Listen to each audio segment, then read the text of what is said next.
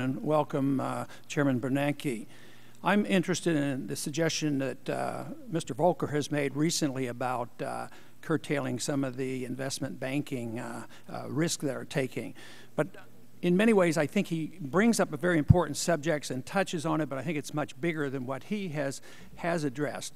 Back when we repealed Glass-Steagall, I voted against this, even though as a free market person, I endorsed the concept that banks ought to be allowed to do commercial and investment banking. The real culprit, of course, is the insurance, the guarantee behind this, and the system of money that we have. In a free market, of course, the insurance would not be guaranteed by the taxpayers or by the Federal Reserve creating more money. The FDIC is an encouragement of moral hazard as well. I think the Congress contributes to this by pushing loans on individuals who do not qualify, and I think the Congress has some responsibility there too. I also believe that there's been a moral hazard caused by the tradition of a line of credit to Fannie Mae and Freddie Mac, and this expectation of artificially low interest rates helped form the housing bubble. But also, the concept still persists, even though it's been talked about, is this too big to fail? It exists, and nobody's going to walk away.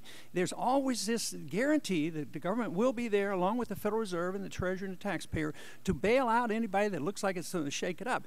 It doesn't matter that the bad debt and the burden is dumped on the American taxpayer and on the value of the dollar, but it's still there. Too big to fail creates a tremendous moral hazard. But, of course, the real moral hazard over the many decades has been the deception put into the markets by the Federal Reserve, creating artificially low interest rates, pretending that there has been savings, pretending that there is actually capital out there. And this is what causes the financial bubbles, and this is the moral hazard because people believe something that's not true, and it leads to the problems we have today because it's unsustainable. It works for a while, but eventually we have to pay the price. The moral hazard catches up with us, and then we see the disintegration of the system that we have artificially created. So we're in a situation coming up soon, even though we've been already in a financial crisis.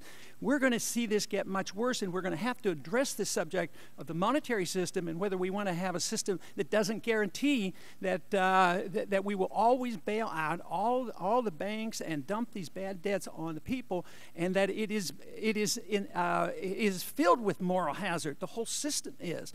So when that time comes, I hope we come to our senses and decides that, you know, the free market actually works pretty well. It gets rid of these problems much sooner and much smoother than it is when it becomes politicized, and then some friends get bailed out and others get punished.